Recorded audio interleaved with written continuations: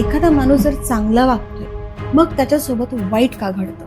त्याचं मागच्या जन्माचं प्रारब्ध आहे. प्रारब्धाचा हिशोब हा कुणालाही चुकलेला नाही. एकट्याच्या पगारीवर काही होणार नाहीये. बायको सुद्धा बिचारी लहानच्या बाळाला सोडून जॉबला जाते. की वृद्धाश्रम भरत चालले. हो. कधी विचार केला का आई वडील त्या मुलाला काय देत आहे, त्याला माणुसकी शिकवत आहे का? आज सगळी लोक कुठं धावत आहे? पैशाच्या मागे. मग कुठं कर्म चुकते नाही ते. रामाचा जेव्हा मृत्यू झाला, बरोबर आहे, मग त्यांचा दुसरा जन्म कृष्णाचा आहे. त्या कृष्णाच्या जन्मामध्ये बाली पारधी बनतो. कृष्णा झाडावर पायावर पाय ठेवून असा असतो, तो पाय असाच चमकला. त्यांना वाटलं मृगाचा डोळा आहे. मग त्या पारध्याने त्यांनी बरोबर बाण विषाक्त असा सोडला आणि तो त्यांच्या टाचीवर लागला आणि त्यांचा मृत्यू झाला. तर जर देवलोकांना एवढं सगळं सहन करावं लागलं असेल तर आपण तर मनुष्याने आपण तर रोजचेच पाप करतो. आणि आज काय झालेलं आहे, शुगर होते कोणाला, आत्महत्या करतात आहे, डिप्रेशन मध्ये जात आहे. त्याचं कारण शोधायला नको. मृत्यू प्रत्येकाच्या घरापर्यंत पोहोचणार आहे. मग त्या सत्याचा शोध आधी नको घ्यायला.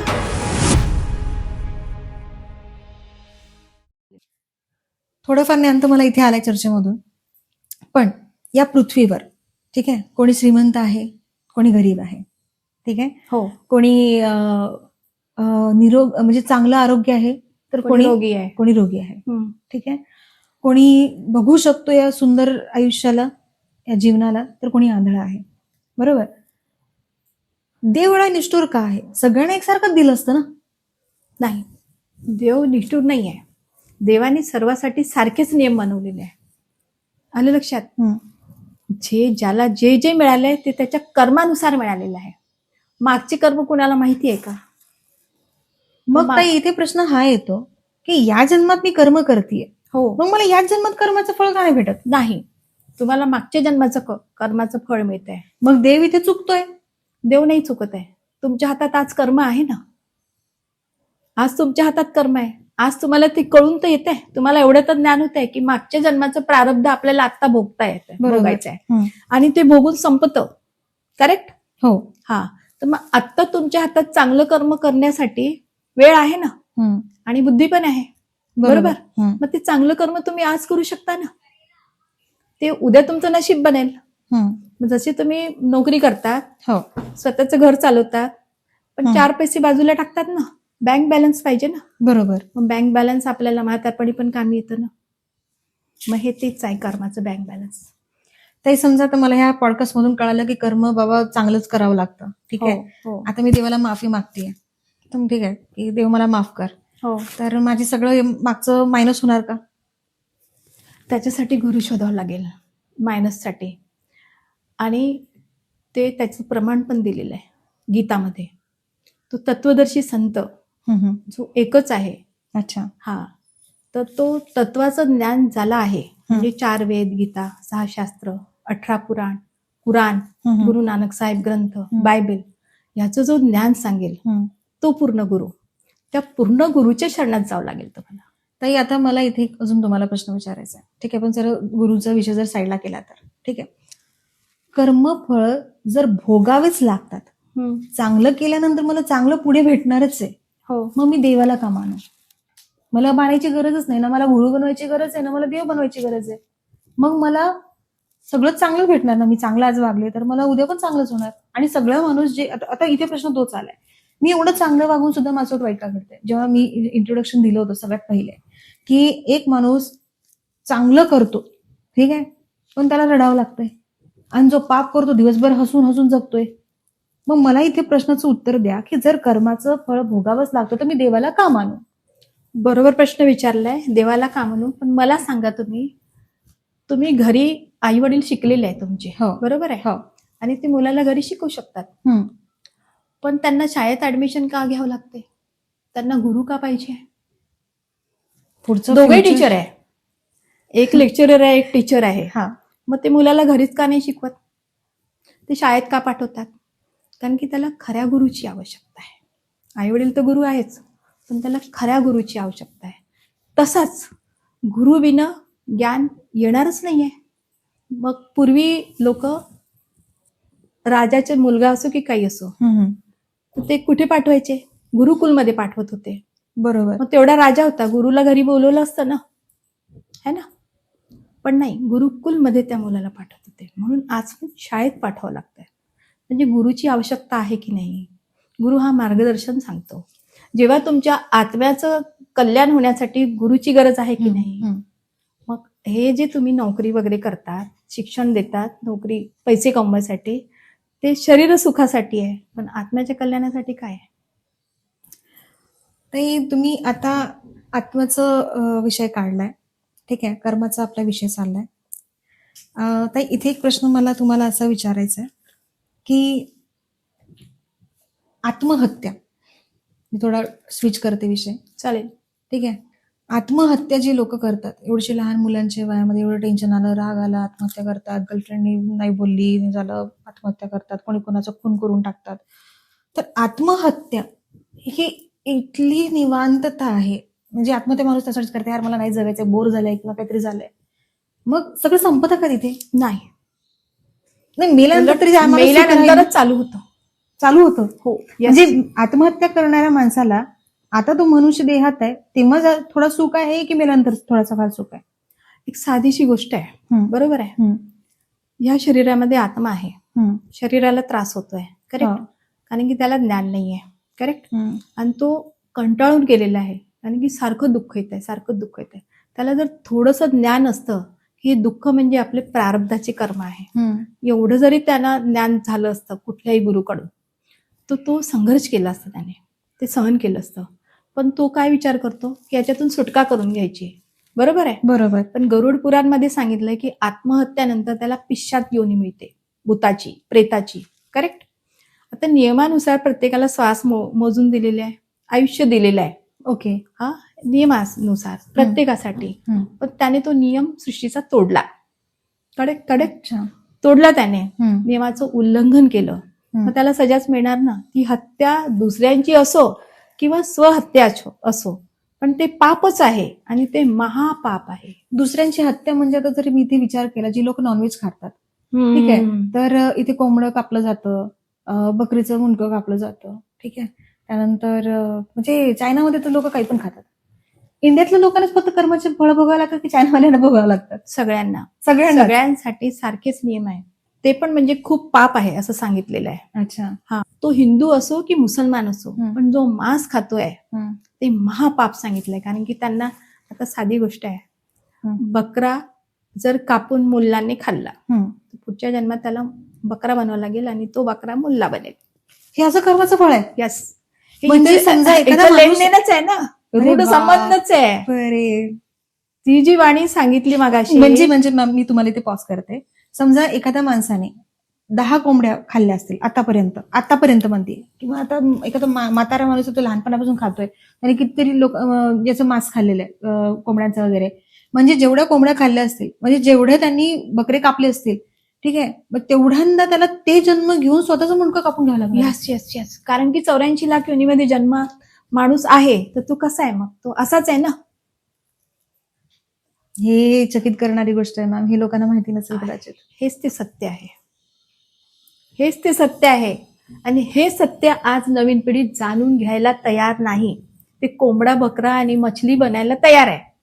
त्यांना हे सत्य जाणूनच घ्यायचं असेल तर त्यांना गुरुकडेच जावं लागेल आणि अध्यात्माकडेच वळावं लागेल, कारण की हे सत्य आहे. तर ताई, आता माझा प्रश्न तुम्हाला हा आहे की कर्मभोगातून मुक्त होता येतं का? हो, सहज. सहज? हो. अंतिम मार्ग काय? अंतिम मार्ग सद्गुरू शोधायचा. या पृथ्वीवर भरपूर सद्गुरू आहेत. ते गुरु आहेत फक्त. मग सद्गुरू कसा ओळखायचा? सद्गुरू म्हणजे त्यांना वेदाचं पूर्ण ज्ञान आहे. मग एवढे कथावाचक आहेत, ते सगळेच वेदाबद्दल गोष्टी सांगतात. पण प्रेमानंदजी झाले, श्री रविशंकरजी महाराज झाले, असे मोठे मोठे आहेत, खाटूश्यामजी झालेत, हे तर सगळे चमत्कार पण दाखवतात. बाबा बागेश्वर झाले, हे तर मनातलं ओळखतात. गुरु कसा ओळखावा? ज्याला शास्त्रांचं ज्ञान आहे, बरोबर, जो शास्त्र खोलून खोलून दाखवतो, बोट ठेवून ठेवून दाखवतो. 4 वेद शास्त्र कहा 18 बोध है ना. सद्गुरू त्यालाच म्हणतात.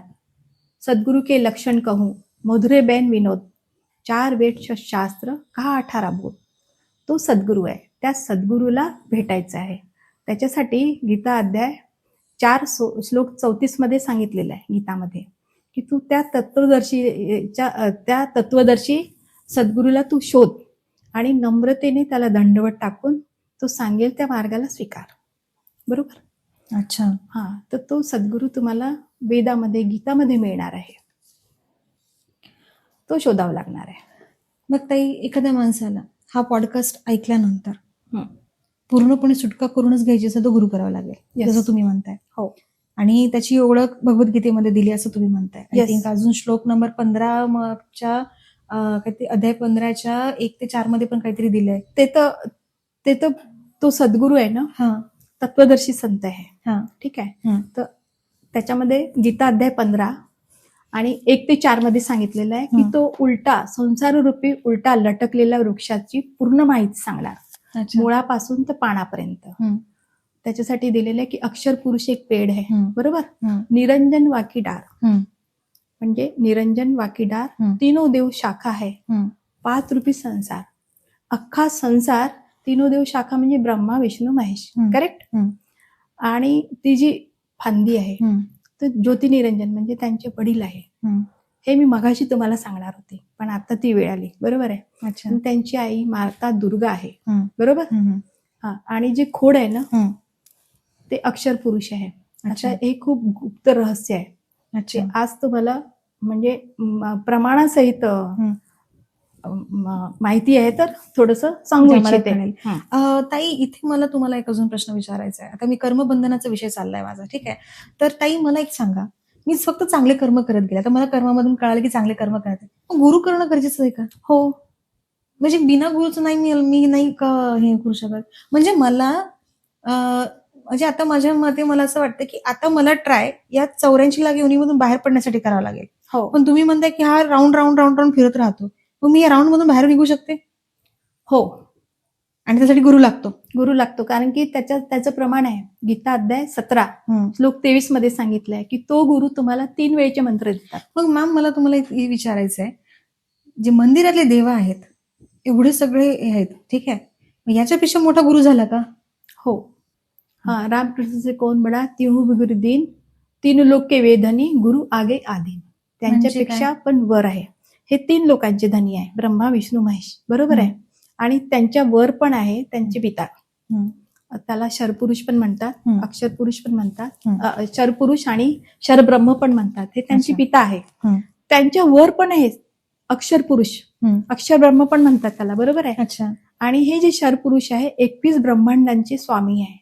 बरोबर. आणि त्यांच्यावर जो अक्षर पुरुष आहे ते 7 शंख ब्रह्मांडांचे स्वामी आहे. अच्छा. तर हे गुप्त रहस्य आहे, हेच आज तुम्हाला सांगू इच्छिते आहे. बरोबर. आणि त्याच्यावर परब्रह्म आहे. बरोबर आहे.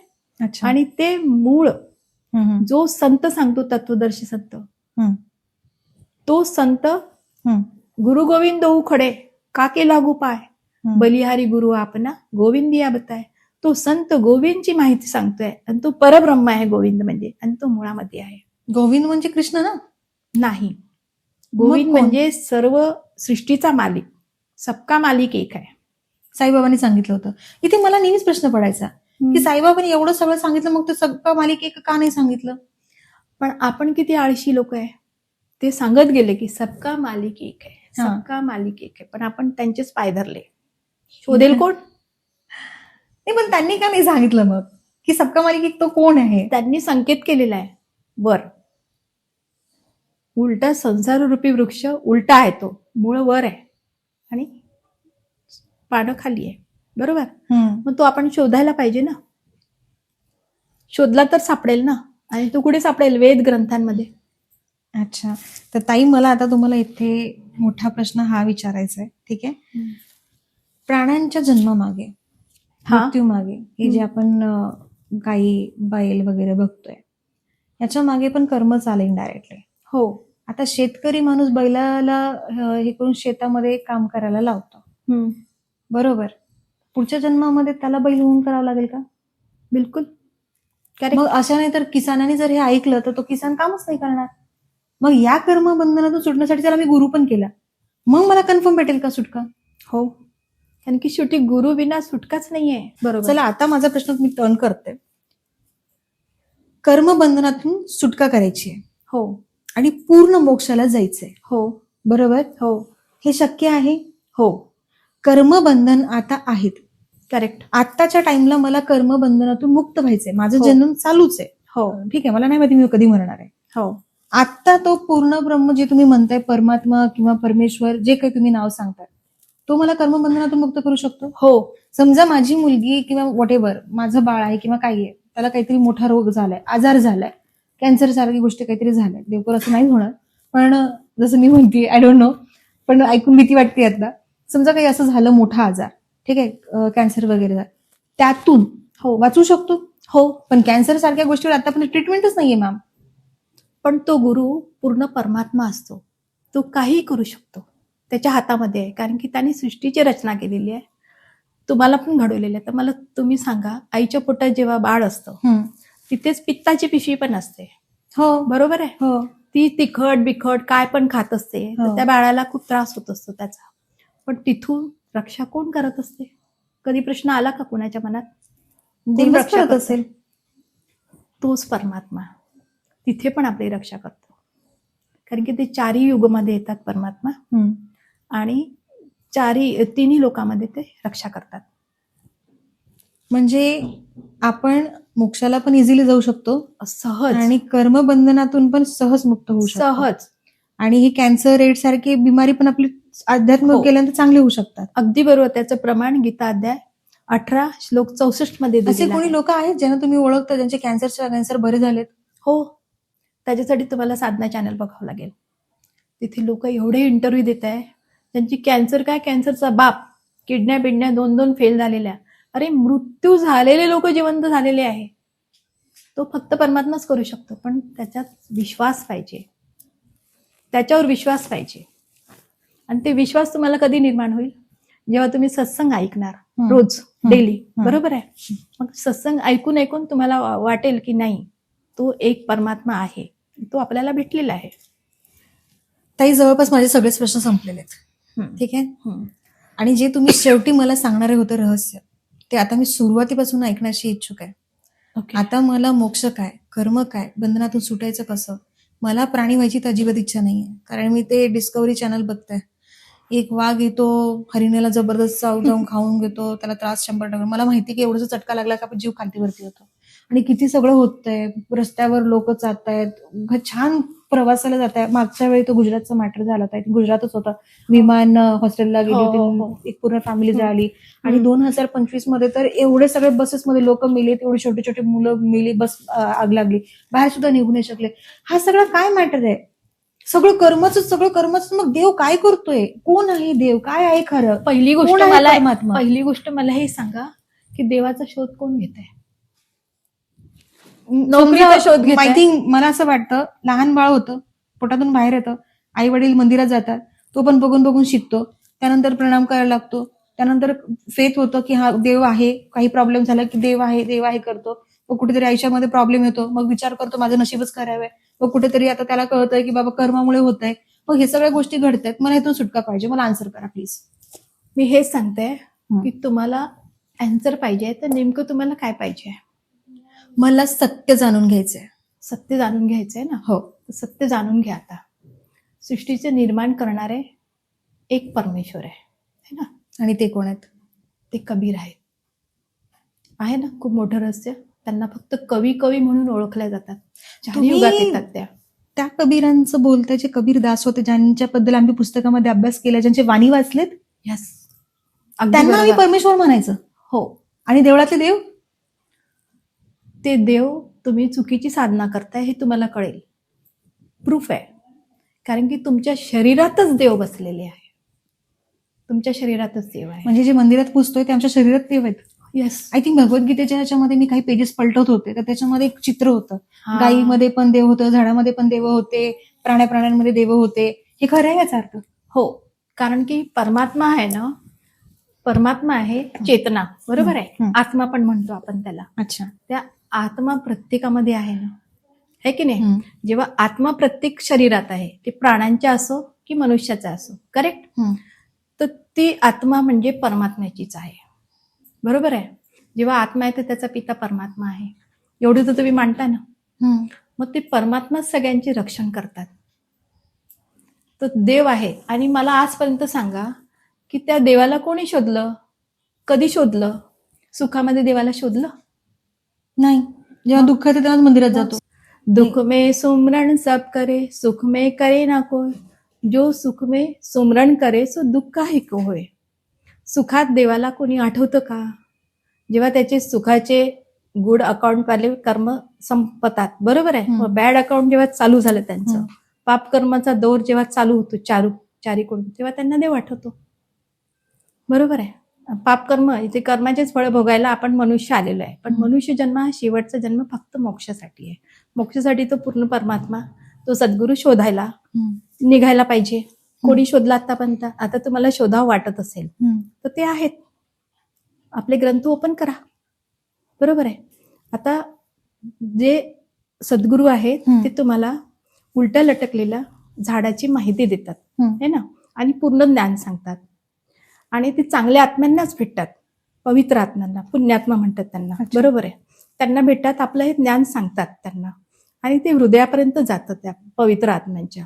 मग ते ज्ञान समजून त्या सद्गुरूच्या शरणात ते जातात. बरोबर आहे. जसा हा अर्जुन आहे. अर्जुनला ज्या काळाने विराट रूप दाखवलेलं होतं ना, तेव्हा तो घाबरला. करेक्ट. घाबरला आणि तो म्हटला की मला या भावंडांना मारायचं नाही, मला मोक्ष पाहिजे. तेव्हा तो काळ श्रीकृष्णाच्या शरीरात प्रेतवश येऊन आपलं विराट रूप दाखवलं आणि सांगितलं की मी याच्या आधी कधी कोणाला दर्शन दिलेलं नाही, पुढे पण देणार नाहीये. बरोबर. पण मी या सगळ्या लोकांना खायला आलेलो आहे. तर मग अर्जुन तर खूप सात्विक होता ना, त्याने तर हे युद्ध कधी विचारच नाही केला. त्याने तर एवढं सांगितलं कौरवांना आणि पांडवांना पण हे सांगितलं की मी शस्त्र हातात घेणार नाही. शस्त्र हातात घ्यायला लावणारा तो कोण होता? तो ज्योती निरंजन, ब्रह्मा विष्णू महेशचे पिता, तो काळ ब्रह्म आहे. त्यांची एक पत्नी पण आहे, तिचं नाव दुर्गा आहे. प्रकृती पण तिलाच म्हणतात. करेक्ट. आणि हे जे ब्रह्मा विष्णू महेश आहे, जसे अक्षर पुरुष एक पेड़ आहे. बरोबर. निरंजन वाकी डार, तीनों देव शाखा आहे, 5 रूपी संसार, अख्खा संसार ब्रह्मा विष्णू महेशची पूजा करताय. करेक्ट. ती पूजा अर्धवट आहे ना. फांद्यांना जर तुम्ही जल घातलं तर ते झाड वाढेल का सुकेल? सुकेल. करेक्ट. मग तेच होतंय. मग अख्खा संसार दुःखी आहे, कारण की त्यांना पूर्ण गुरु मिळालेला नाही. ते ब्रह्मा विष्णू महेशची पूजा करतात आहे. करेक्ट. आणि आपण मागे सांगितलं की ब्रह्मा विष्णू महेश पण जन्म मृत्यूच्या फेऱ्यात आहे, कर्माच्या फेऱ्यात ते पण अडकलेले आहे. ते तुमचं पाप कर्म काटू शकणार आहे का? नाही, कारण की ते त्यांचंच भक्तात. बरोबर आहे. पण त्यांचे वडील आहे शरब्रह्म. बरोबर. शरब्रह्म त्यांचे वडील आहे आणि दुर्गा आई आहे त्यांची. तर ही दुर्गा काय करते, हे खूप मोठं रहस्य आहे. ही दुर्गा यांना सपोर्ट करते. आणि हे जे ब्रह्मा विष्णू महेश हे 3 गुण पण आहे जो माणसामध्ये आहे. बरोबर आहे. ब्रह्मा हे उत्पत्ती करतो. बरोबर. ओके. हा. आणि विष्णू प्रेम वाढवतो घरामध्ये आणि पालन करतो. करेक्ट. आणि हा शिव क्रोध वाढवतो, संहार करतो. बरोबर. म्हणून माणसाच्या स्वभावामध्ये हे गुण आहेत की नाही. एक मनुष्य सकाळी सात्विक असतो. बरोबर. दुपारी 12 नंतर त्याला क्रोध येतो, रात्री ब्रह्माच्या रेंजमध्ये असतो. आता ही रेंज सुद्धा म्हणजे कशी आहे बघा. 12 ते म्हणजे 24 तासाचा दिवस आहे ना. 8 24 8 तासात ते वाटल्या गेलेली आहे. मग तसा तो माणसाचा स्वभाव पण आहे. हे ओळखायचं. हे सत्य तुम्हाला आज कळते. करेक्ट. बरोबर ताई. हा. आणि हा शरब्रह्म जो आहे ना, त्यांचा पिता, त्याला शाप लागलेला आहे. त्याने एक खूप मोठी चूक केली. आपण सर्व सतलोकात राहत होतो आधी. नीट आहे का इथून? करेक्ट. सतलोकात राहत होतो आपण, आणि तिथे हा पण राहत होता शरब्रह्म. त्याचं नाव तेव्हा ज्योती निरंजन होतं. करेक्ट. तर त्यांनी ना आपल्याला मोहामध्ये पाडलं. तर त्याने वडिलांना मागितलं की मला दुसरी सृष्टी करायची आहे. तर त्यांना मग वडिलांनी त्याने 1000 वर्ष वगैरे जप तप केला वगैरे, 3दा असं केलं. ठीक आहे. करेक्ट. मग त्यांना पिताजींनी दिलं 21 ब्रह्मांड. मग आपल्याला लालसा दाखवली, आपला तो मोठा भाऊ ना, मग आपण त्याच्या मागे मागे आलो. ती आपली एक मोठी चूक आहे बरं का. इथं 84 लाख युनिट फसायचं कारण म्हणजे आपण ती एक चूक केली. आपण आधी सतलोकातच होतो म्हणून आपल्याला म्हातारं व्हायला आवडतं का, नाही. रोगी व्हायला आवडतं का? नाही. तुम्ही मागाशी प्रश्न विचारला होता, इथं रोगी का होतात वगैरे. हम्म. रोगी व्हायला आवडतं का? नाही. मरायला पण नाही आवडत. अजिबात मग नाही. हा स्वभाव कुठून आला? सतलोकातून आला. आपल्याला कायमस्वरूपी सुंदर दिसायला आवडतं, हो. करेक्ट? आणि म्हातारं व्हायला आवडतच नाही. मग अजिबात हा नाही. स्वभाव आपला तिथला आहे, कारण की आपण तिथल्या लोकात राहत होतो. आपण एक मोठी चूक केली आणि इथे आलो शरपुरुषासोबत. मग हा शरपुरुष जो आहे ना, ज्याने पहिले हात वर केला होता सगळ्यात पहिले, तर त्या आत्म्याला स्त्री बनवलं परमात्म्याने. हम्म. स्त्री बनवलं आणि स्त्री बनवून हम्म. परमात्म्याला माहित होतं याच्या मनात काय चाललेलं आहे. आणि आपण हात वर केल्यामुळे आपल्याला त्या स्त्रीच्या शरीरामध्ये सगळ्या आत्म्यांना टाकून दिलं, करेक्ट? आणि ती अच्छा. आत्मा ही एवढीच असते, एवढीशीच असते दिव्याच्या ज्योतीप्रमाणे, करेक्ट? हम्म. मग सगळ्या आत्म्यांना त्याच्यात टाकलं आणि आपण त्या शरब्रह्मासोबत इथे आलो, या लोकामध्ये. ऐकलं? इतकं एवढं लक्षात आलं तुमच्या, बरोबर? आणि इथे येऊन त्याच्या जाळ्यात फसलो जन्म मृत्यूच्या. मग त्याने काय केलं, दुर्गाला वाईट नजरेने बघितलं. जेव्हा तुम्ही म्हटलं होतं छोट्या छोट्या मुलींवर बलात्कार होतात वगैरे, तर याचं रहस्य मी म्हटलं होतं, ते खूप मोठं रहस्य पुढे सांगूया. तर इथला जो देव आहे आपला, हा शरब्रह्म आहे.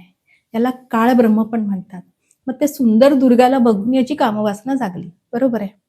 मग ती पिताजीला पुकारते, करेक्ट? हा ना तिचं शीलहरण करण्याचा प्रयत्न करतो. म्हणजे ती पिताजीला, कबीर परमात्माला पुकारते. तर सूक्ष्म रूप करून घेते ती त्याच्या पोटात मुखातून चालली जाते. मग तिथून ती पुकारते, तर मग परमात्मा आपल्या मुलाच्या जोगजीतच्या रूपामध्ये येतात आणि तिला मंत्ररूपाने, बरोबर, पोट फाडून तिला बाहेर काढतात. आता ती पहिली त्याची बहीण होते, करेक्ट? मग त्याची मुलगी झाली, बरोबर आहे ना? मग शेवटी यांना कर्माचे फळ म्हणून इथे सोडून देतात आणि परमात्मा चालले जातात आणि ते पूर्ण 21 ब्रह्मांड सतलोकातून निष्कासित करतात, बाहेर काढून देतात. त्या पद्धतीने आपण इथे आलेलो आहे एका चुकीमुळे, करेक्ट? मग त्याच्यानंतर तो तिचं शीलहरण करतो, दुर्गाचं, कारण की आता दुर्गा फसली त्याच्या जाळ्यात. मग ती त्याला पती म्हणून स्वीकारते. मग पूर्ण उत्पत्ती सृष्टीची इथली 21 ब्रह्मांडाची. आता मला सांगा तुम्ही, भावापासून किंवा बापापासून, मग इथे काय होणार आहे? पापकर्मच होणार ना. आज स्त्री वडिलाजवळ सुरक्षित नाही, भावाजवळ सुरक्षित नाही. मागाशी तुम्ही प्रश्न विचारले होते की छोट्या छोट्या मुलींवर पण बलात्कार होत आहे, तर मग इथले काय होत आहे इथे? मग त्यांची मुलं हे ब्रह्मा विष्णू महेश, करेक्ट? हे काय करतात आहे? हे त्यांच्या आधीन आहे, है ना? आता विष्णूने रूप धारण केलं, ऐकलं असेल, ती वृंदा म्हणजे तुळशी, नंतर तुळशी झाली, आधी ती वृंदा होती. तिचं शीलहरण केलं. तिचा पती राक्षस होता, बरोबर आहे? इच्छा तपामुळे त्याचा राक्षस भाव वाढत होता. सगळे देव घाबरले, करेक्ट? मग सगळ्या देवांनी विष्णू जवळ गेले, हे ऐकलं असेल तुम्ही. आणि विष्णू जवळ जाऊन त्यांनी सांगितलं की वा या राक्षसाचं तप खूप वाढतंय, तर याला मारायचं कसं? आम्ही सगळे असुरक्षित आहे, आमचं सगळं चेअर डगमग व्हायला लागलेलं आहे. मग विष्णू त्यांना आश्वासन देतो की ठीक आहे बा, आपण काहीतरी करूया. मग तो मरतच नाही म्हणे कितीही मारलं तर. मग त्याच्यासाठी एक उपाय होता, की त्याचं तिचं शीलहरण जर केलं तुम्ही, तर तो राक्षस तिकडे आपोआप मरून पडेल. मग विष्णू तिच्या पतीच्या रूपात जातो, करेक्ट? आणि तिचं शीलहरण करतो. हे आहे ना खूप रहस्यमय. तेव्हा तिचा तो राक्षसपती मरतो. मग तुम्हाला हे पुढचं तर माहीतच आहे. मग ती त्याला शाप देते, तू काळा पाषाण बनशील. मग तो विष्णू रूप दाखवतो, तू माझ्यासोबत असं का केलं बा, है ना, माझ्या पतीच्या रूपात येऊन. तर मग ती म्हणते की तुझं लोक आधी देवाच्या आधी, म्हणजे देवाची किती पूजा केली तरी ते जल तुळशीलाच टाकणार, तुझी पूजा होईल कलियुगामध्ये. आणि हा तिच्या जवळ ते पाषाण काळा जो दगड ठेवलेला असतो तो विष्णू रूपात, विष्णूची पूजा म्हणून आहे. मग तुळशीचं लग्न आपण दरवर्षी करतो, ती परंपरा तिथून चालू आहे. हे आहे ना रहस्य. लोकांना तर हेच माहिती नाही की आपण हे का करतोय. आणि ब्रह्माचं माहिती आहे तुम्हाला? नाही. ब्रह्माची पुत्री आहे सरस्वती, है ना? तिचं वर संशोधन होणार होतं, सगळे राजे येणार होते. अच्छा. आलेत ते सगळे राजे, आणि ती वरमाला घेऊन अशी फिरत असते. आणि ब्रह्मा तिच्याकडे बघतो की आपली पुतळी इतकी सुंदर दिसते. तिचं सुंदरता तो बघून तिला निहारत असतो आणि त्याची कामवासना जागते. अरे बापरे. सांगा हे किती मोठं रहस्य आहे. आणि तो तिचं पण शीलहरण करतो. हा प्रश्न भरपूर लोकांना असतो की ब्रह्माची सरस्वती ऍक्च्युली रिलेशन मध्ये कोण लागतंय. मग ती पत्नी मुलगीच आहे. मग हे देवाधिकारी ह्या लोकांमध्ये आपण हे घाणेरडे लोक आहे. खरं तर इथे राहण्यासारखं लोक नाहीये. आपलं लोक आहे सतलोक. करेक्ट. मग त्या तत्वदर्शी संतांची शोध करायला सांगितलंय आपल्या ग्रंथांनी. करेक्ट. अच्छा. हा. मग त्याचे पुराव्यासहित आहे. ह्या काही कहाण्या मनगडंत नाहीये. बरोबर. हे पण सत्य आहे. ह्या सत्याचा शोध घ्यायला नको का? मग हा सत्याचा शोध इथेच लागू शकतो. करेक्ट. ओके. हा. तर त्या ग्रंथच खोलून बघावं लागणार आहे. ते ग्रंथ खोलून बघण्यासाठी पण टीचर पाहिजे. ग्रंथ खोलून बघितले या सगळ्या गुरूंनी, पण त्याच्यासाठी सद्गुरू नव्हता ना. मग या गुरूंना कळलंच नाही. म्हणजे इनडायरेक्टली डिग्री, मास्टर डिग्री आणि पीएचडी, पीएचडी वाला गुरु लागेल इथे. येस. तर तो गुरु स्वतः परमेश्वर असतो है ना. आपण म्हणतो नेहमी गुरुर ब्रह्मा गुरुर विष्णू गुरुर देव महेश्वरा गुरु साक्षात परब्रह्म तस्मै श्री गुरुवे नमः. तो परब्रह्म आहे आणि हे खरं 3 ब्रह्म आहे. हा शरब्रह्म, अक्षर ब्रह्म आणि तिसरा परब्रह्म. तो परब्रह्म साक्षात गुरुच्या रूपात येतो आणि या कलियुगाच्या मध्ययुगात येतो. आणि ते आता आलेले आहे. फक्त तुम्हाला ग्रंथांच्या माध्यमातून किंवा टीव्ही चॅनलमध्ये शोधावं लागणार आहे, किंवा कधी कुठे तुम्हाला रस्त्यावर दिसले है ना, ते ज्ञानगंगा, जगण्याचा मार्ग वगैरे कधी कधी दिसतात कुठेतरी. तर ते तुम्ही पुस्तक मिळालं तर घेऊन घ्याल. ताई, माझा एक मागे प्रश्न होता की देव सगळ्यांना एक समान का ठेवत नाही, सगळ्यांना सुखी का ठेवू शकत नाही. मग कर्माचा आपण इथे उल्लेख केला. तुम्ही सतलोक बद्दल सांगितलं की आपल्याला म्हातारा व्हायला आवडत नाही. मग आपल्याला सतलोक मध्ये जे परमात्मा आहेत, जे आत्माचे साथी तुम्ही म्हणताय की कबीर परमात्मा आहेत, त्यांनी आपल्याला काय सुख दिलं होतं तिथे? अरे त्यांचं सुखाचे तर इथे तुम्ही कल्पनाच नाही करू शकत. म्हणजे एकच शब्दात मी सांगू शकतो की तुम्ही इथं काय म्हणतात त्याला, मिठाच्या बोरीमध्ये साखर शोधताय. तिथं एवढं सुख आहे की तुम्हाला काम करायचं नाहीये, इथं खायचं आहे. आपल्याला हा स्वभाव आहे ना. आजही आपल्याला तेच वाटतं ना, कोणीतरी आपल्याला आयतं द्यायला पाहिजे म्हणून आपण घरात नोकर चाकर लावून घेतो. बरोबर है ना. तर मग ते सुख तिथे आहे ना. तिथे मृत्यू नाही, म्हातारपण नाही, है ना, रोग नाही. तिथे आपले परिवार आहे.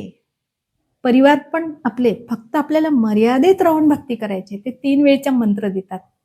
गीताध्याय 17 श्लोक 34 मध्ये दिलाय. ओम तत्सत सांकेतिक मंत्र आहे. त्या 3 वेळच्या हे बघा, पहिल्या मंत्राने तुम्हाला इथे जे देवी देवता आहे तेच देवी देवता आपल्या शरीरामध्ये बसलेले आहे. त्याचे तुम्हाला प्रमाण भेटून जाईल. ठीक आहे. हा. आता मला सांगा, तुमच्या घरामध्ये जेव्हा गणपती बसतो, करेक्ट, सगळ्यांच्याकडे अधिकतर बसतो. बरोबर. मग त्यावेळेस ना हे सगळे लोक 10 दिवस पर्यंत मांस, मदिरा वगैरे घरात खात नाही. बरोबर आहे. हा. तर किती नियमाचं पालन करतात. करेक्ट. पण आज तुम्हाला एक मोठं रहस्य माहित होत आहे. ते तुमच्या शरीरातच आहे ना. आणि सगळे देवी देवता आहे. मग तुम्ही मंदिरात का जाणार शोधायला? कळलं? तुम्ही शोधू शकत नाही. आज तुम्हाला हे सत्य माहित होत आहे की ते आपल्या शरीरात आहे. फक्त मला सांगा, मूलाधार चक्रामध्ये गणपती आहे, है ना. गणपतीचा प्रॉपर मंत्र आहे. बरोबर. आणि स्वाद कमल मध्ये ब्रह्मा सावित्री आहे. बरोबर. आणि नाभी कमल मध्ये विष्णू आणि लक्ष्मी आहे. ओके. आणि हृदय कमल मध्ये शंकर पार्वती आहे. आणि कंठ कमल मध्ये दुर्गा आहे. अच्छा. आता यांची तुम्हाला प्रॉपर मंत्र मिळणार. तुमचं नाव काय आहे बरं? सोनाली. सोनाली. मी तुम्हाला मोनाली म्हटलं तर तुम्ही बघणार का माझ्याकडे? अजिबात नाही. माझं नाव सोनाली आहे. येस. तसंच गणपतीला तुम्ही वेगवेगळ्या मंत्राने पुकारताय. जय गणेश, जय गणेश, गण गण गणपती वगैरे, पण त्यांचा प्रॉपर मंत्र आहे. बरोबर आहे. त्यांचा मंत्र मिळेल तुम्हाला तर ते लगेच गणाची अशी चौकन्नी होईल. अरे माझ्या भक्तावर काय संकट आलंय, ते लगेच तुमचं संकट दूर करेल. करेक्ट. आणि दुसरा आहे त्याच्यानंतर स्वाद कमल मध्ये ब्रह्मा सावित्री आहे. तुम्ही त्याचा प्रॉपर मंत्र म्हणणार, ते लगेच म्हणणार माझ्या भक्ताला काय संकट आलंय, काय पाहिजे, तर माझ्या भक्ताचं लग्न झालेलं आहे है ना, त्याला सुंदर पुत्राची अपेक्षा आहे, मग त्याला इतका चांगला पुत्र मिळेल की तू त्याची सेवा करणारा असेल है ना, तसा तो पुत्र येईल तुमच्या घरात किंवा नातू देईल है ना, नातूची अपेक्षा असेल तर माझ्यासारख्या स्त्रीला, बरोबर, तर ते तुमची इच्छा पूर्ण होणार आहे. आता तिसरा मंत्र आहे नाभी कमलमध्ये विष्णू आणि लक्ष्मी. तो संसाराला काय लागतं, आपल्याला प्रेम पाहिजे, बरोबर. परिवारात प्रेमाची गरज आहे, करेक्ट. लक्ष्मी काय देते, पैसा देते, हो. पैशाची पण गरज आहे. मग त्या मंत्राने तुम्हाला त्या इच्छा पूर्ण होणार, बरोबर. मग हृदय कमलमध्ये कोण आहे, शंकर आणि पार्वती. मग त्याच्यासाठी म्हणतात ना की घर छोटं असलं तरी चालेल, हृदय मोठं पाहिजे, बरोबर. मग तुमच्या घरामध्ये सगळेच नातेवाईक मित्र मंडळी जोडून राहतील आणि तुमचं हृदय मजबूत राहील, करेक्ट. हृदय मजबूत असेल तर पूर्ण शरीरच तुमचं निरोगी राहणार, करेक्ट. कंठकमलमध्ये दुर्गाचा वास आहे, करेक्ट. आणि ह्या सर्व गोष्टी मिळत असताना दुर्गाचा प्रॉपर मंत्र तुम्ही पुकारणार, ती दुर्गाचं रूप धारण करणार का, ती सरस्वतीच्या रूपात गोड आवाजात असेल, म्हणजे सर्व सुख तुम्हाला त्या मंत्राने मिळणार आहे, देवी देवता तुम्हाला देणार आहे. तुम्ही मंदिरात जाणार का, मला सांगा, नाही, कारण की तुम्हाला हे रहस्य माहीत झालेलं आहे की ते शरीरात बसलेले आहे. आता मला सांगा तुम्ही, तर तुम्हाला आता माहीत झालं, तर मग तुम्ही असं वेडवाकडं खाणार का, तुम्ही मांस खाणार का, मदिरा घेणार का. मदिरा घेतल्याबरोबर किंवा मांस खाल्ल्याबरोबर ती दुर्गा कोपेल, घरात कलह निर्माण करेल, करेक्ट. अच्छा, कलहाचं कारण सांगते, मांस मदिरा घरामध्ये अभक्ष, ठीक आहे, कलह निर्माण होईल. हृदय कमलमध्ये शंकर पार्वती आहे, ते कोपतील, हार्ट अटॅक होईल. आजकाल हार्ट अटॅकचं किती प्रमाण वाढलेलं आहे, खूप जास्त है ना. त्याच्यानंतर नाभी कमलमध्ये विष्णू आणि लक्ष्मी आहे, तर लक्ष्मी घरातून चालली जाईल, रुष्ट होईल ती. विष्णू घरातलं प्रेम संपेल, बरोबर आहे, म्हणजे घराचा पूर्ण नाश होणार. ब्रह्मा स्वाद कमलमध्ये आहे, संतान आपली रुष्ट होईल है ना. घरामध्ये कलह, आपसमध्ये पिता पुत्रामध्ये प्रेम राहणार नाही, बरोबर आहे. आणि मूलाधार चक्रमध्ये गणपती आहे, करेक्ट. गणपती चारीकडून संकट आणणार, तर तुमच्या संकटातून वाचू शकणार नाही. सगळे देवी देवता आपल्या शरीरात ते सगळे रुष्ट होणार, मग तुमची मृत्यू पण होऊ शकते. आणि आता दुसरी गोष्ट, एवढं तुम्हाला माहिती झालं, आता ही एक गोष्ट ज्या शरब्रह्माने तो म्हणजे हे केलेलं आहे, त्याला शाप मिळालेला आहे, तर त्याला तो शाप काय मिळालेला आहे माहितीये का, रोज 1,00,000 लोक तो खाणार तव्यावर भाजून, त्याचा जो गंध आहे ना तो सुंगणार, त्याचा तो आहार आहे, बरोबर. आणि 1,00,000 उत्पन्न करणार, हा शाप त्याला मिळालेला आहे. तर तुम्ही म्हणणार की हा शाप का दिला, करेक्ट. हो, कारण की त्याने आपल्याला इथे या चक्रात फसवून ठेवलं, बरोबर. बरोबर. हा, पण परमात्म्याने त्याला हा शाप का दिला, कारण की जेव्हा कधी मनुष्याचा जन्म मिळेल त्यावेळेस मी इथे येईल, कलियुगाच्या मध्ययुगात ते आता आलेले आहे, बरोबर. त्यावेळेस मी आपली भक्ती देईल, 3 वेळची मंत्र देईल, सद्भक्ती देऊन मी त्यांना सतलोकात घेऊन जाणार, करेक्ट. म्हणून त्याला माणूस खाण्याचा शाप दिलेला आहे. याच्या मागे पण सद्गुरूचीच भावना होती, म्हणून सद्गुरूला शोधणं किती आवश्यक आहे बरं, सांगा बरं. आणि पुन्हा मोठं रहस्य, आता हे सगळे जनता, बाकीचे माझे बहीण भावंड सगळे जर तुम्ही ऐकत असाल तर हे पण ऐकून घ्या की मांस मदिरा खाण्याची इच्छा पण तोच देतो जो शरपुरुष आहे, इथला 21 ब्रह्मांडाचा मालक आहे. कारण की आपण त्यांचा बकरे कोंबड्या आहार आहे त्यांचा. मग तो त्याला स्वादिष्ट बनवण्यासाठी जसं आपण वरणाला फोडणी देतो तर चांगला मसाला बिसाला टाकतो त्याच्यात, तसं तो मसाला म्हणून तुम्हाला नशा पाणी करायला सांगतात. मांस मदिरा ते तरुण पिढीला बर्बाद करताय है ना. तरुण पिढी जास्त नशामध्ये लागलेली आहे. गर्लफ्रेंड हे ते काय आहे, हे सगळं पाप करून घेतोय, तो इथेच फसून ठेवतो आत्म्यांना. हे रहस्य आहे. तर हे सत्य आज इथे कळलेलं आहे. तुम्हाला कळलं पूर्ण? म्हणजे हा मोठा गेम आहे आपल्या सोबत केलेला. इतकी मोठी फसवणूक झालेली आहे, तिथून निघताच येत नाही. म्हणजे मॅम तुम्ही जे मोक्ष म्हणताय Yes. म्हणजे ह्या 21 ब्रह्मांडामधून बाहेर जाऊन सतलोकात घरी परत जाणं यालाच मोक्ष म्हणतात. यालाच मोक्ष म्हणतात. आता तुम्ही बरोबर खरं ओळखलेलं आहे. आणि याच मोक्षाला शोधण्यासाठी मोठ्या मोठ्या संतांनी, महाराष्ट्रातल्या ज्ञानेश्वर महाराज झाले, नामदेव झाले, मुक्ताई झाले, हे सगळ्यांनी याचा शोध घेण्याचा प्रयत्न केला. येस. आणि ते कबीर परमात्मा काशीमध्ये आले ना, हा. खूप चांगला प्रश्न विचारलेला आहे. काशीमध्ये आले ना, तर तिथून ते पंढरपूरला आलेले होते. खूप मोठं रहस्य आहे. महाराष्ट्रामध्ये. यस. आणि त्यावेळेस 600 वर्षापूर्वी पंढरपूरला आले आणि सगळ्या संतांना भेटले. सर्व संतांना ते त्या नदीच्या किनारे एकादशीच्या दिवशी महिन्यातून एकदा बोलवायचे. करेक्ट. आणि सर्व संतांना ही माहिती देत होते. हे पूर्ण ज्ञान द्यायचे ते. म्हणून त्या दिवशी दिवसभर उपास व्हायचा त्यांचा. करेक्ट.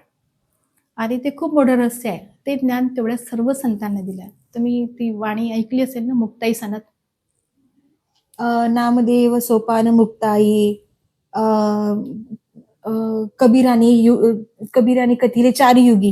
करेक्ट. तर ही जी वाणी आहे ना, ते गुह्य ज्ञान कोणाला सांगायचं नाही म्हणून सांगितलं. आणि तर काशीमध्ये जेव्हा परमात्मा कबीर आले होते ना, तेव्हा ते पंढरपूरमध्ये यायचे आणि आपल्या संतांना भेटायचे. तो महिन्यातून एक दिवस ठरवला होता. चंद्रभागेच्या नदीच्या किनारे. तर तो दिवस म्हणजे एकादशीचा. त्यावेळेस दिवसभर त्यांना ते ज्ञान सांगायचे, तर ते उपाशी तपाशी राहायचे. तर तो दिवस आजपर्यंत परंपरेनुसार चाललाय. तर लोक एकादशीचं व्रत करतात. हे रहस्य आहे. बरोबर. त्याचं प्रमाण पण सांगते. एवढ्या संतांना ते भेटलेलं आहे. त्याचं प्रमाण त्यांनी आपल्या अभंगातून सांगितलेलं आहे, वाणीतून. तर हे बघा. निवृत्ती ज्ञानदेवा सोपान मुक्ताई. निवृत्ती ज्ञानदेवा सोपान मुक्ताई म्हणती ज्ञान कथुनिया. भक्तीची ये बळे देव पे देव जिंकला. ऋणात केला कैसा येणे. धन्य तो भाविक नाम रोहिदास चांभार. त्यांनी अनुभवाला कबीर. आलं इथे कबीर नाम. पुरावा आहे. धन्य तो भाविक नामा रोहिदास चांभार. त्यांनी अनुभवाला कबीर. इथं हा प्रमाण आहे. अजून आहे. हा, अजून पण आहे. हे बघा. एकच टाळी झाली चंद्रभागे वाळवंटी. एकच टाळी झाली चंद्रभागे वाळवंटी. माझा ज्ञानराज गोपाळाशी लाह्या वाटी. नामदेव कीर्तन करी पुढे नाचे पांडुरंग. जनी मने बोला ज्ञानदेवा अभंग. अभंग बोलता रंग कीर्तनी भरिला. प्रेमा चेनी छंदे विठ्ठल नाचू लागला. नाचता नाचता देवाचा गळाला पितांबर. सावध होई देवा ऐसा बोले कबीर. आला इथे कबीर. तिथे कबीर उपस्थित होते. आलं लक्षात. मग त्याच्यानंतर काय होतं बघा. साधू या संतांनी देवाला धरीला मनगटी. म्हणजे तो साकार पण आहे, नराकार पण आहे. बरोबर आहे. बरोबर. तो मनुष्यासारखा आहे. त्याचं मनगट धरून घेतलं साधू संतांनी. धरीला मनगटी. काय झाले म्हणून दचकले जग जेठी. एकदम दचकले कबीर परमात्मा. जग जेठी म्हणजे जगाचा मोठा, सगळ्यात. जेठी म्हणजे मोठा, जगाचा सगळ्यात मोठा. सबका मालिक एक आहे. आलं प्रमाण इथे. पुढे बघा. ऐसा कीर्तनी महिमा सर्व माझी वरिष्ठ. सर्वांमधला वरिष्ठ देव कोणता. ऐसा कीर्तनामध्ये ते म्हणतात आहे सर्वांमधला वरिष्ठ देव. जड मूड भाविका सोपी केली पाळवाट. पायवाट एकदम सोपी केलाय. जड मूळ त्यांनी सांगितलंय. जडापासून मुळापर्यंत जे ज्ञान सांगितलेलं आहे तो कबीर. आलं लक्षात. जड मूळ भाविका सोपी केली पायवाट. नामा याची जनी लोळे संतांच्या पायी. म्हणजे दंडवत प्रणाम टाकत होते सगळे संत. नामदेव सुद्धा. आलं लक्षात. पुढे बघा. कीर्तन प्रेमरस अखंड देईन विठाई. हेच ते अखंड परमात्मा आहे. सबका मालिक एक आहे. त्यांच्या चरणी हे दंडवत टाकायचे आणि ते कबीर तिथे उपस्थित असायचे. काशी मधले कबीर पंढरपूरला. हा झाला पुरावा. आणि मग त्या मुक्ताईने पण सांगितलेलं आहे. हे ज्ञान फक्त त्यांना त्यावेळी सांगायला सांगितलं होतं. त्याच्यानंतर गुरु प्रणाली संपली. त्यांच्या सोबतच होती. करेक्ट. हे बघा, हेची गुह्य ज्ञान नामदेवा लाभले, हेची गुह्य ज्ञान नामदेवा लाभिले, कबीराने कथिले चार योगी. चार कबीर परमात्मा येतात वेगवेगळ्या नावाने, वेगवेगळ्या रूपात. सतयुगात सत्सुकृत, त्रेता नाम मुनिंदर मेरा, द्वापर में करुणामय कहाऊ, कलियुग में नाम धराव. कबीर नामाने कलियुगात येतात. करेक्ट. मिळालं इथे 4 युगात तेच येतात. हेची गुह्य गोष्टी सांगितले तुझं, हेची गुह्य गोष्टी सांगितले तुझं, विश्वासाचे बीज विटेवरी. विश्वास पाहिजे त्या कबीरांवर. कळलं? आता तुम्ही जे सर्व ऐकतात आहे ना, याच्यावर तुमचा विश्वास होतोय ना, हे प्रमाण आहे, पुरावे आहेत. अजून काय पाहिजे? मी शॉक आहे ऍक्च्युली की आपल्या अभंगात कीर्तनाचा कबीरांचा उल्लेख आहे. आणि पुढे बघा, गुरुपुत्र जाणती योगी सदा ध्याती, शिवादिक जपती हेची ध्यान. शिव म्हणजे शंकर. शंकराला पण कबीर भेटले होते, त्यांना पण मंत्र दिला, ते पण त्यांचे ध्यान करतात आहे प्रमाण. शिवादिक जपती हेची ध्यान, 18 अभंगाची करुणी सनद, 18 अभंगाची करुणी सनद, ठेवावे निबंध आपणापाशी, याचे पुढे ज्ञान सांगती पाखंड. इथून पुढे हे गुह्य ज्ञान आहे, गुप्त ठेवायला सांगितलं होतं कबीरांनी सर्व संतांना. बरोबर आहे. अभंगातून त्यांनी फक्त आपल्याला हिंट केली आहे, म्हणून ते अभंग आज पण पाठांतर झालेले आहे, पण कळत कोणालाच नाहीये, कारण की ती वेळ नव्हती. पण आता ही वेळ आलेली आहे, आता सर्वांना कळून चुकतंय, कारण की ही सत्य शोधण्याची वेळ आहे. आणि ती स्वतः सद्गुरू परमात्मा स्वतः सद्गुरूच्या रूपात येतात कलियुगाच्या मध्ययुगात, आणि तो युग आता आहे. कळलं? म्हणून हे ज्ञान आता ओपन होते. आणि याचे पुढे ज्ञान सांगती पाखंड, जवळवाई तोंड काळे त्यांची. आता सर्व जे नकली धर्मगुरू आहे त्यांना पूर्ण ज्ञानच नाहीये वेदांचं, गीताचं. जवळवाई तोंड त्यांचं सांगितलंय. आता मुक्ताबाईंनी सांगितलंय बघा पुढे, अंतकाळासमयी 3 दिवस उपोषण, साजू जता जाण मुळी होय, आता ह्याची गोष्टी न कळी प्रगट. त्यावेळेस सांगितलं की हे आता कोणाला कळू नका देऊ, गुप्त ज्ञान आहे, गुह्य ज्ञान आहे. बरोबर आहे. ठेवावी हे गुप्त आपणापासी, सर्व संतांना सांगितलं की तुम्ही तुमच्या जवळ गुप्त ठेवा, त्याचा प्रचार प्रसार करू नका. प्रगट करिता होय मात्रा गमन, ज्ञानदेव म्हणे आन निवृत्तीची. त्यांना सगळ्यांना मुक्ताईने शपथ घातली निवृत्तीची की हे ज्ञान गुप्त ठेवा, कारण की ही वेळ मोक्षाची नाही आहे, हे सांगितलेलं आहे. अजून काय पाहिजे प्रमाण मला सांगा. आता हे जी वारकरी समाज आहे किती श्रद्धा भक्तीने त्या संतांना आपली पालखी घेऊन जातात. बरोबर आहे. पंढरपूरला खूप श्रद्धा आहे, त्यांची भक्ती आहे, पण त्यांना सत्य माहिती नाहीये, कारण की अभंग कळलेच नाही. करेक्ट. कारण की ते कळू पण द्यायचे नव्हते, त्यावेळेस गुप्तच ठेवायचे होते, पण ते शोधतात आहे, कारण की आस्तिक बनवून ठेवलेलं आहे, नास्तिक बनवू नाही दिलं. म्हणून हे जे पुण्यात्मे आहे हे पायी वाट जातात, पण त्यांना हे नाही माहिती की पायाखाली किती जंतू मरतात, है ना. इथला जो देव आहे शरपुरुष, तो अकाउंट मधले लिहितो ते पापकर्म लिहितो. मग तुमचा प्रश्न असणार आहे की मग ते पापकर्म कसं कटेल. बरोबर प्रश्न आहे ना तुमचा. म्हणजे वारीला जातात देवाकडे, पण तिथे पाप होतच आहेत, कारण पायाखाली येणारे किटाणू मरतातच आहे. हो. मग ते पापकर्म कटण्यासाठी काय मार्ग असेल, हा असा तुमचा प्रश्न असणे 100% आहे ना. मग त्याचं उत्तर हेच आहे की जो प्रथम मंत्र मिळालेला आहे देवी देवतांचा, जो तो तुमच्या शरीरातच आहे, ते तर तुम्हाला सर्व सुख देतच आहे. हो, बरोबर.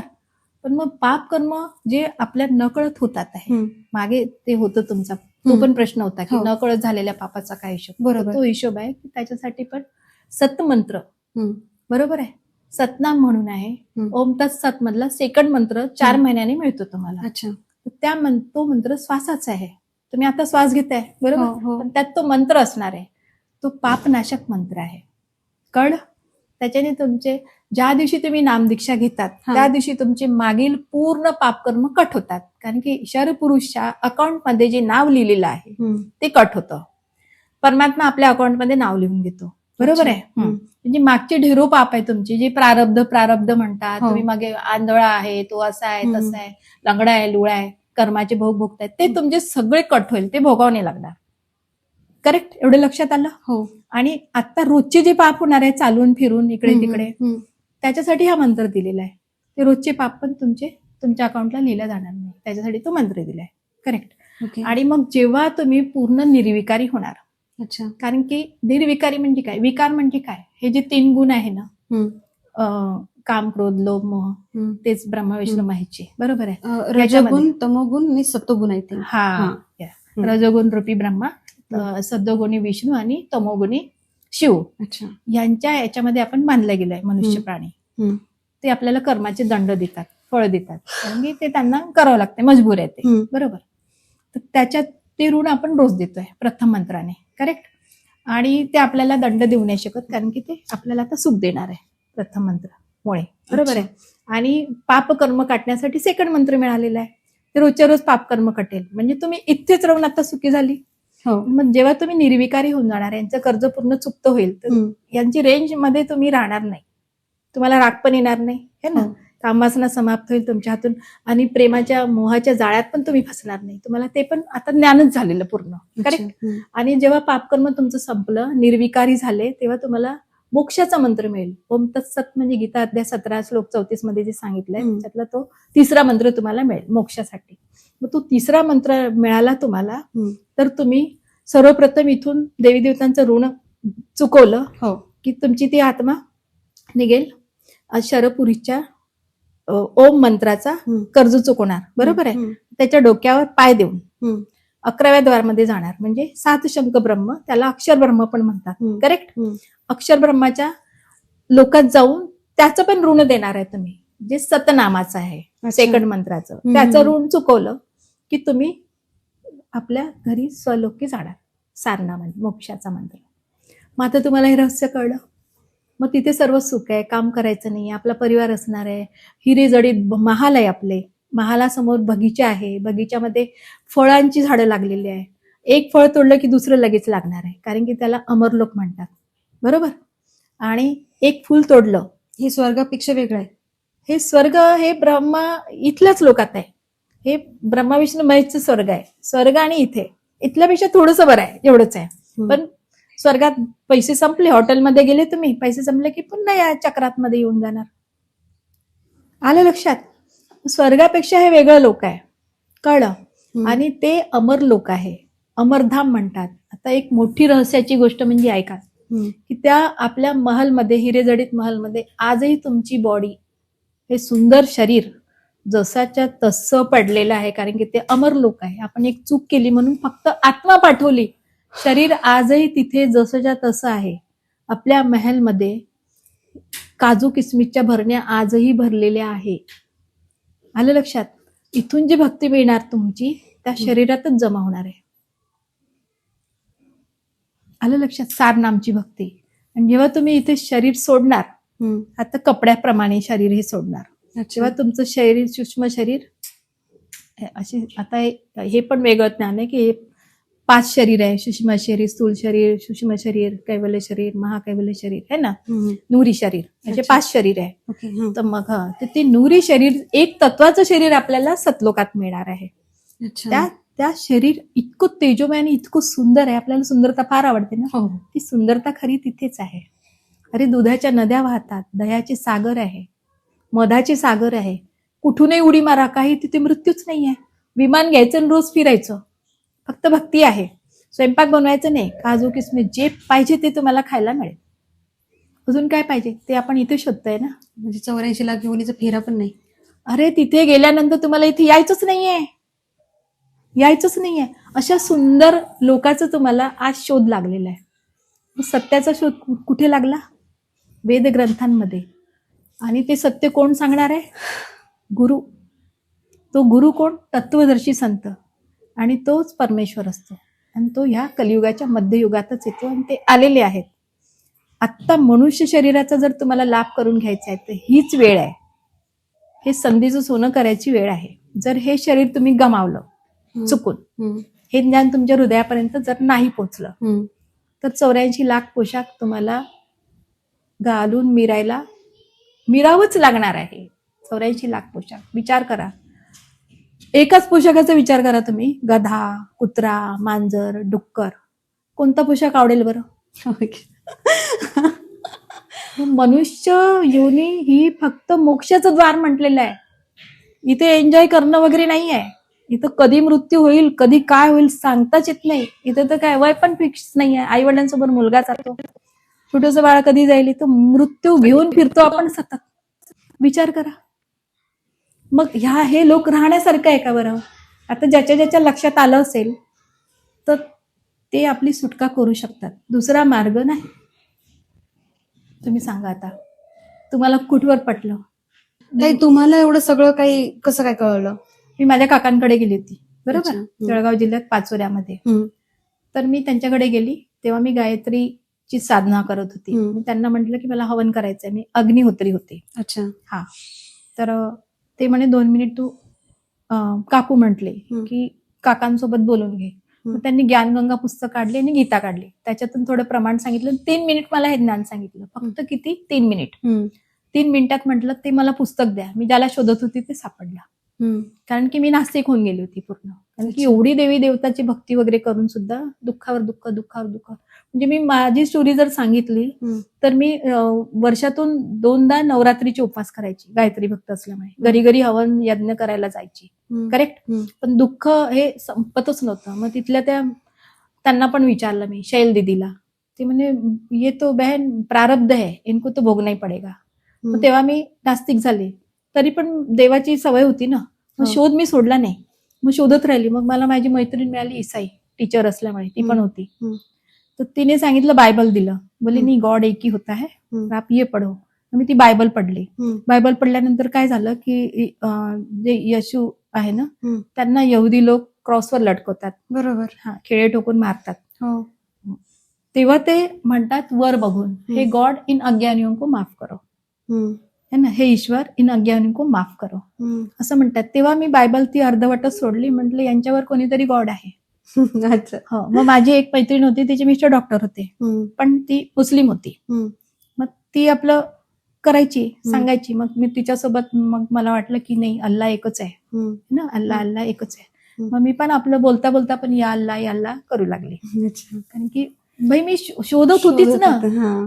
माझी आत्मा फडफड करत होती की कोणीतरी अशी शक्ती आहे, बरोबर, जिने मला निर्माण केलं. तर मग ती कोण आहे? तर मग मला नक्कीच वाटलं की अल्लाच असेल. मग तिच्यासोबत पण मी मंदिर, मजार, मस्जिद मध्ये जाऊ लागली, करेक्ट. पण मग जेव्हा त्यांचं ईद आली ना, ईद मध्ये त्यांनी ते गोमांस वगैरे कापलं वगैरे, तेव्हा मला एकदम वाईट वाटलं खूप, की गायला कापलं.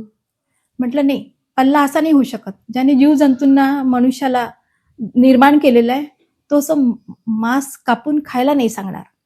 नो, हा अल्लाह असा होऊ शकत नाही. मग मी पूर्णतः नास्तिक झाली होती. काकांकडे गेल्यानंतर हे ज्ञानगंगा पुस्तक मिळालं आणि मी फक्त सृष्टीरचना वाचली. सृष्टीरचना वाचल्यावर मी शॉक. म्हटलं नाही, मी ज्याला शोधत होती तो मला इथे सापडला.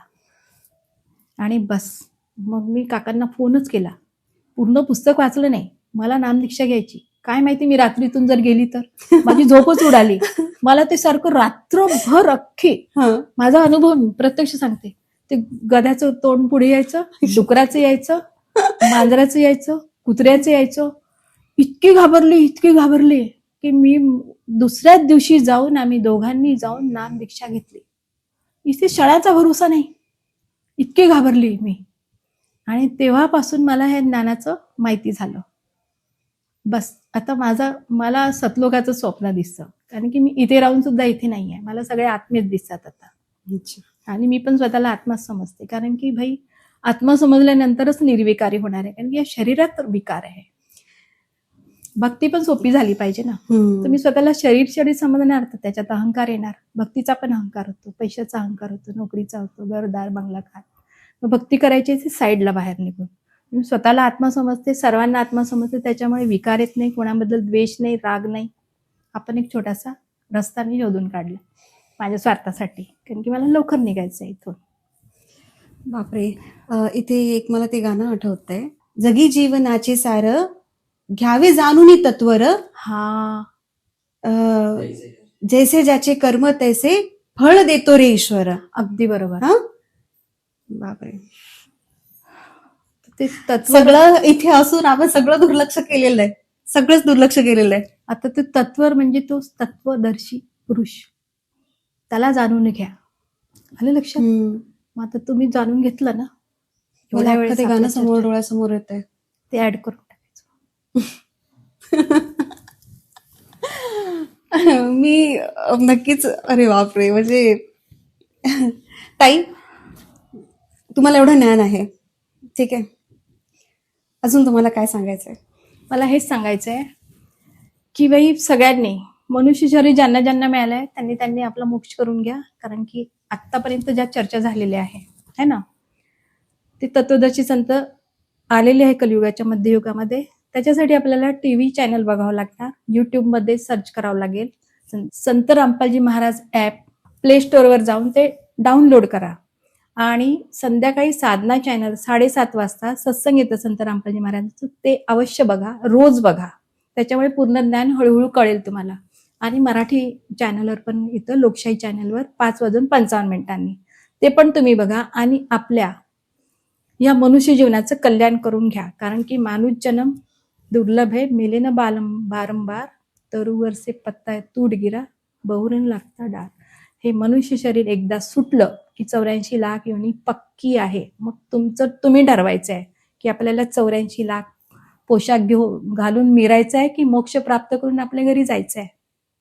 बस एवढंच मी तुम्हाला सगळ्यांना सांगू इच्छिते. कारण की आपल्याला 84 लाख योनी नंतरच हा मनुष्य जन्म मिळालेला आणि तो केवळ मोक्षासाठी मिळाला, इथे एन्जॉय करायसाठी नाही. धन्यवाद ताई. आपलं जे चॅनल आहे महासतलो सत्याचा शोध, आणि विषय होता कर्माचा हिसाब. आजचं जीवन आणि उद्याचं फळ. करेक्ट. जवळपास सगळ्याच गोष्टी क्लिअर झाल्यात आणि सगळ्यांसाठी कमेंट बॉक्स ओपन आहे. तुमच्या मनातले जे काही प्रश्न आहेत तुम्ही तिथे टाईप करून आम्हाला सांगू शकता. आम्ही जान्हवी ताईंना परत निमंत्रण देऊ आणि त्या प्रश्नांवर चर्चा करू. तर प्रेक्षक हो, जाण्यापूर्वी एक कन्क्लुजन निघतं इथे की कर्माचा हिसाब खरंच आहे का? व्यक्ती छोटा असो किंवा मोठा, किंवा तो लहान बाळ असो किंवा म्हातारा, सगळ्यांना त्यांच्या आयुष्याचे प्रश्न पडतात की मी कोण आहे, कुठून आलोय, मला कुठे जायचंय. आणि जे काही आपल्यासोबत षडयंत्र केलं गेलंय की आपण चला एन्जॉयच करू, उद्या कोणी बघितलंय, मेल्यानंतर कोणी बघितलंय. पण जान्हवी ताईंनी जसं सांगितलं की शास्त्रामध्ये प्रत्येक गोष्टींचा पुरावा आहे. आणि ताईंनी ज्ञानगंगा नावाची पुस्तक सांगितली. ताई, ती पुस्तक कोणाला जर पाहिजे असेल तर कशी ती मागवणार? ती तुम्ही ऑनलाईन पण मागू शकतात. किती रुपये द्यावे लागतील? ऑनलाईन फ्रीमध्ये येऊन जाईल. फ्रीमध्ये पुस्तक आहे? हो. आणि त्याचे जे मंत्र आहे पुढचे ते सुद्धा फ्रीमध्ये आहे, निशुल्क. म्हणजे नामदीक्षा घेतल्यानंतर जे मंत्र भेटतात ते निशुल्क आहे? कुठले पैसे द्यावे कुठेही लागणार? पैसे लागत नाही. म्हणजे मोक्षच तुम्हाला फ्री आहे. आणि ही संधी वारंवार चालून येणार नाहीये. आणि दुसरी गोष्ट म्हणजे आता धवलपुरीमध्ये पण कबीरांचा निर्वाण दिवस आहे. अच्छा. हा, जर तुम्हाला आणखीन काही पुरावे किंवा शंका कुशंका असेल तर तुम्ही तिथे खूप मोठे मोठे सद्ग्रंथ ठेवलेले आहे. तुम्ही तिथे पण प्रश्न करू शकता. तुमच्या प्रश्नांचं उत्तर तिथे मिळून जाईल. म्हणजे शास्त्र अनुकूल. अगदी बरोबर. शास्त्राच्या हो. अनुसार. आपल्या मनाने कोणीही बोलणार नाही.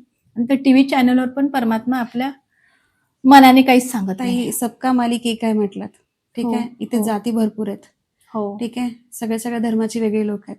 हो. सगळ्या धर्माच्या पुस्तकामध्ये भेटेल? हो. सगळ्या धर्माच्या पुस्तक? हो. बायबल, गीता, बायबल, गुरु नानक साहेब ग्रंथ, 4 वेद, 18 पुराण. खाली दिसलेल्या नंबरवर तुम्ही कॉल करू शकता आणि फ्री बुक मागवू शकता. आणि माझ्याकडे आता शब्दच नाहीये. जान्हवी ताई, तुमचं खूप खूप धन्यवाद. तुम्ही सत्याचा शोध घेण्यासाठी आमची मदत केली. मी मदत केलेली नाही. तो परमात्मा आहे. तो आपल्या प्रिय आत्म्याला शोधत असतो. तुम्ही किती किमती आत्मा आहे, किती प्रिय आत्मा आहे हे त्यालाच माहिती आहे. मी तर फक्त माध्यम आहे. मला त्यांनी पाठवलं आणि तुम्हाला ही माहिती दिली. आणि जे जे प्रिय आत्मा आहे, जे जे पुण्यात्मा आहे, त्यांच्या हृदयापर्यंत हे परमात्मा शब्द पोहोचवतात. कारण की शब्द स्वरूपी उतरे सद्गुरु सत कबीर. ते शब्द रूपामध्येच कबीर परमात्मा आहे. प्रेक्षक हो, मला तर माझ्या प्रश्नाची उत्तर मिळालेत आणि अजूनही माझ्या मनात काही प्रश्न आहेत त्यांची उत्तरं शोधण्यासाठी मी 100% सतलोक आश्रम ढवळपुरी येथे जाणार आहे.